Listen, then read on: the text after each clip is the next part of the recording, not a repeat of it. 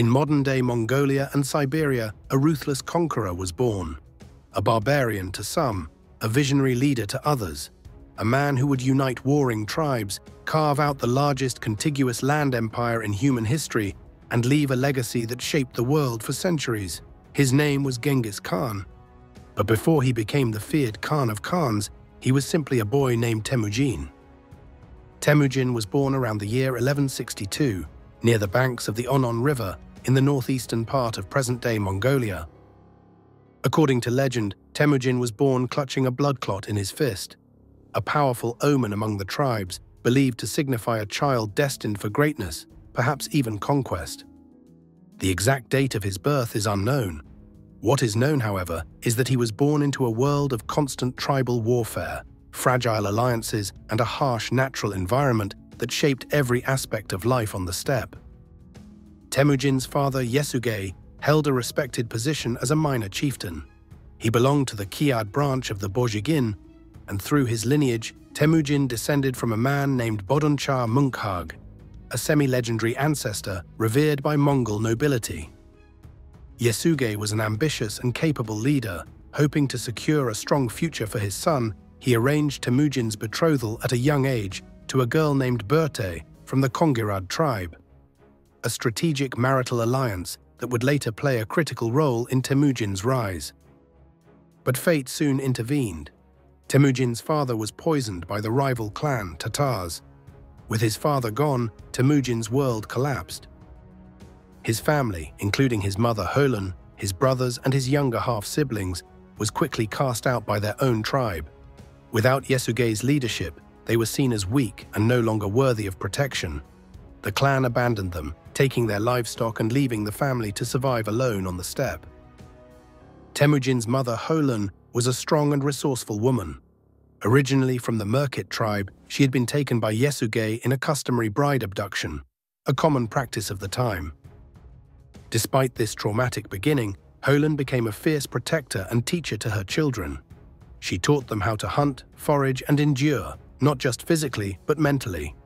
But hardship tested the family in other ways. Conflict among the brothers was common, and in one grim episode, a teenage Temujin killed his older half-brother Börte during a dispute over food and dominance. Though shocking by modern standards, such acts were part of the brutal survival culture of the Mongolian steppe. But danger constantly loomed. At one point in his early teens, Temujin and his family were captured by the Taichi Ud, a sub-clan of the Mongols who saw him as a threat. He was imprisoned, forced to wear a wooden collar around his neck, and kept in captivity for an unknown period. Yet even in captivity, he found sympathizers. One night, with the help of a guard who took pity on him, Temujin escaped. As he grew older, Temujin began to reconnect with allies from his father's past. He also reunited with his betrothed Börte and married her, a move that solidified his first major political alliance. Börte would become not only his wife, but a trusted partner and a symbol of unity between tribes. But soon after their marriage, disaster struck. Rivalries among Mongol tribes remained constant, and one such enemy, the Merkit, raided Temujin's camp. As part of their attack, they kidnapped Börte and took her as a bride for one of their warriors. Temujin acted quickly. He sought military aid from two powerful allies, Togrul, Khan of the Karait, and Jamukha, a fellow Mongol noble, a sworn blood brother from his youth. Together, the three assembled a joint force and launched a campaign against the Merkit. The rescue mission succeeded, and Börte was recovered. Not long afterward, she gave birth to a son, Yochi. Though there was some uncertainty surrounding the child's paternity due to the circumstances of her capture, Temujin accepted Yochi as his own. The rescue of Börte was a turning point. It marked Temujin's emergence as a military leader. His reputation grew, but so did tensions, particularly with Jamukha. Despite their bond, Temujin and Jamukha represented two different visions for Mongol leadership. Jamukha, from an aristocratic family, believed in maintaining the traditional tribal hierarchy, where power remained in the hands of the nobility. While Temujin sought to dismantle that order, he valued loyalty over lineage and began promoting commoners to positions of command. Inevitably, the two men clashed. In 1187, their forces met in battle. Though Temujin had the support of several clans, Jamukha's army was larger and better equipped. Temujin suffered a decisive defeat. The consequences were brutal. Jamukha captured some of Temujin's commanders and executed them in a horrifying manner, reportedly by boiling them alive. This cruelty, however, undermined Jamukha's legitimacy. Many Mongol tribes began to view Temujin as the more disciplined and just leader. Temujin retreated, but he did not disappear. Over the next decade, he rebuilt his strength, established a code of laws, and restructured his military. By 1201, the rivalry reignited. This time, Temujin was prepared. He defeated a coalition of tribes loyal to Jamukha and further consolidated his power. Finally, in 1206, after a long and bloody struggle, Temujin crushed the last of his rivals. Jamukha was captured, but unlike earlier captives, he was not tortured or humiliated. Temujin offered him a choice: join him or die with dignity. Jamukha refused to serve his old friend. He asked to be executed in the traditional noble way, without bloodshed. Temujin honored his request. Jamukha was killed swiftly. With Jamukha gone, no rival remained. In a grand Kurultai or tribal council held on the banks of the Onon River, Temujin was declared Genghis Khan, the universal ruler of the Mongols. With the Mongol tribes unified under his leadership, Genghis Khan turned his gaze beyond the steppes. The newly formed Mongol Empire was not content to remain isolated in the harsh grasslands of Central Asia. It needed wealth, stability, and opportunity. Trade routes, fertile land, and established civilizations lay to the south and west, and Genghis Khan was determined to reach them. His first target was the Western Xia dynasty, a Tangut kingdom that controlled important trade cities along the Silk Road in northwestern China. In 1209, he launched his first foreign campaign. The Tanguts, though fortified and urbanized, were unprepared for the discipline and mobility of the Mongol cavalry. Through a combination of siege warfare, psychological pressure, and relentless raids, Genghis Khan forced the Western Xia to submit and become a vassal state. It was the Mongols' first victory over a settled, advanced civilization and a critical proving ground for their evolving military tactics. After securing Western Xia, he turned toward a more formidable enemy, the Jin dynasty of northern China. The Jin controlled a vast and wealthy territory stretching from Beijing to the Yellow River, and had long considered the Mongols to be little more than troublesome nomads. In 1211, Genghis Khan responded with a massive invasion. The Mongols adapted to unfamiliar challenges with remarkable flexibility.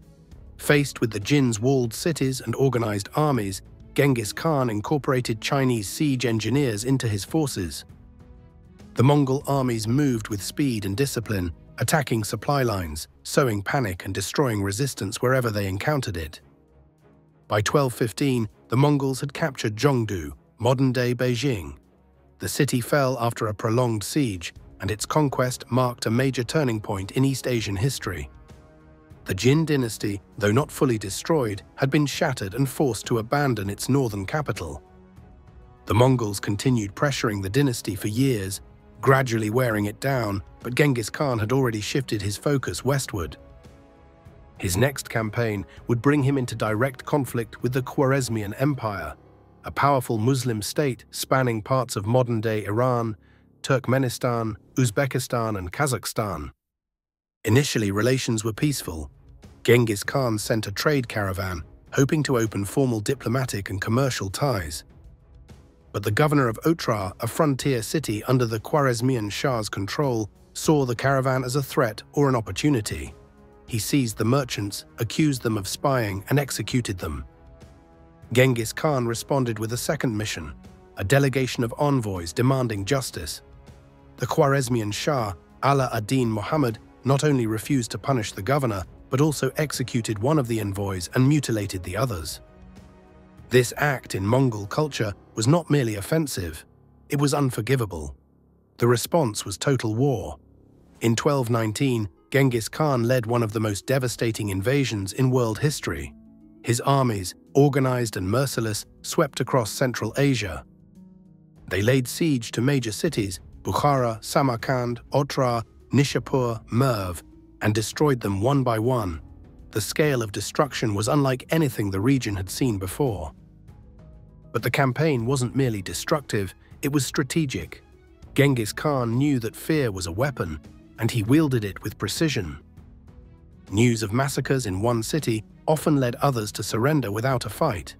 The Mongols spared those who submitted early and executed those who resisted. It was ruthless but calculated. By 1221, the Khwarezmian Empire had effectively collapsed. The Shah died in exile, pursued to a remote island in the Caspian Sea. His son Jalal ad-Din tried to rally resistance in modern-day Afghanistan and India, but the Mongol forces crushed every attempt. By the early 1220s, Genghis Khan had built an empire that stretched from the Pacific Ocean to the Caspian Sea, the largest ever controlled by a single man at that point in history. But he was not finished. In 1226, Genghis Khan launched one final campaign against the Western Xia, the very kingdom that had once submitted to him. They had failed to support his war against the Khwarezmian Empire, breaking their vassal oath. The Mongols returned with overwhelming force, laying siege to their cities and systematically dismantling the Tangut state. It was during this campaign in 1227 that Genghis Khan fell ill, possibly from injuries sustained during battle or from complications related to age and fatigue. According to legend, his body was returned to Mongolia, and all who witnessed the procession were killed to preserve the secrecy of his grave. Whether myth or reality, no confirmed tomb of Genghis Khan has ever been found. When he died, Genghis Khan had conquered more land than any other individual in history.